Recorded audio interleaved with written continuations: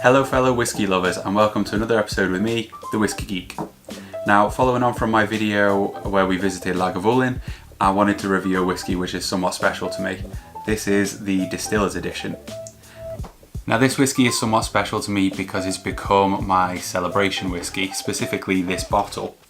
Now I've actually had this for a number of years and I'm about halfway through.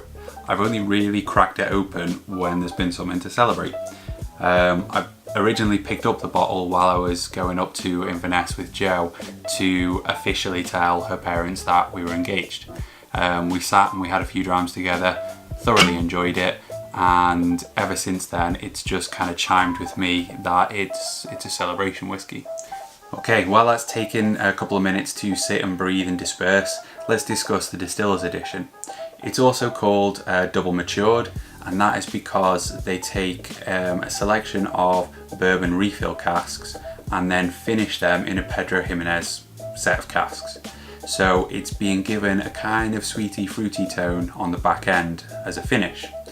Now, one thing that I picked up whilst visiting the distillery is it's actually somewhat rare for Lagavulin to use sherry casks, and this is one of the few expressions that you do actually get that in. Because of that, because of the sweet and it's kind of curbing some of the peaty, it's very rounded. Ian MacArthur called it a lady's drink. It was a feminine Lagavulin. Funnily enough, I was drinking some of this yesterday and Jo's sister is visiting us. She showed some interest, she tried it and she really liked it. She's not a whiskey drinker, but the typical Islay Lagavulin punch didn't put her off, so maybe there's some truth in that. Now the Distillers Editions are released with a batch number and they're kind of released as a vintage. So this is distilled 1999 and bottled 2015. So it's about a 16-year-old as well, with the last portion of that being in the Pedro Jimenez casks. This one is batch number LGV, which I assume stands for Lagavulin, 4/504. Now unfortunately, if you take a look at the packaging, right down here you see this little label, mit Farbstoff, and that means in German with colorant. So it's not natural colour. But for reference, I happen to have a sample here of 26-year-old Lagavulin which has been in a sherry cask for all of its life, and you can see it's fairly pale. Now if we compare that to the Distillers Edition, you can see it ain't natural. There's quite a discrepancy. Of course, the amount of sherry and the style of sherry that's left in the wood, saturating the cask, has a big part to play, but not that much.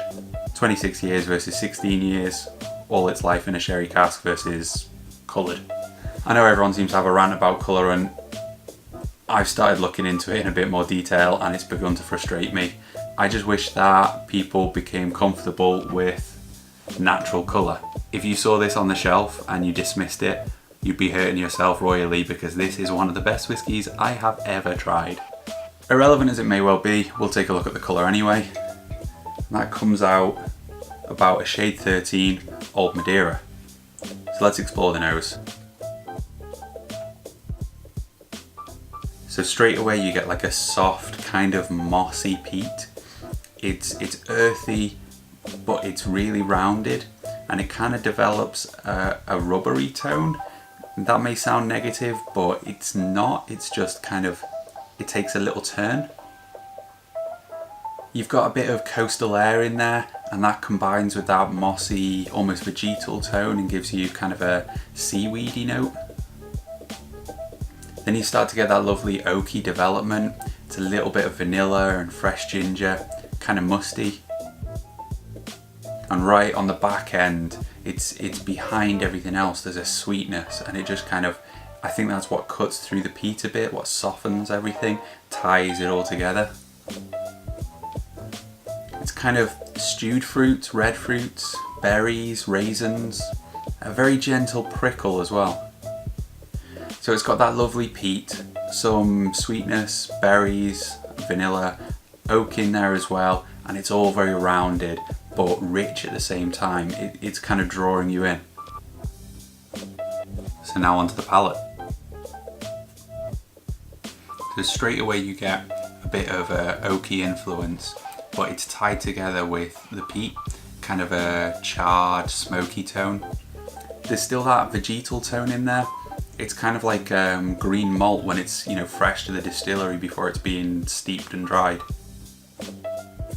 It's a bit creamy, and then that subtle sweetness starts to build up, and it's kind of grapey and berries again, a bit of raisin. But again, it's soft, it's in the background, and it's just underlining everything. There's a little pepper in there as well. It's curbed the prickle, and it's just kind of giving you a warmth. As you take a bigger sip of it, you get more of the sherry influence, I think. It's kind of hazelnutty and caramel, a little bit chocolatey. It reminds me of those quality streets that you always get around Christmas, the purple ones. And it's that peppery warmth that sees you into the finish. It's got more of that peaty note. It's kind of rubbery again, a little bit sulfury, but this is probably the only whiskey that I've ever picked that kind of flavour up in and not wished that it wasn't there. It's so rounded and so soft that it's not cloying in any way.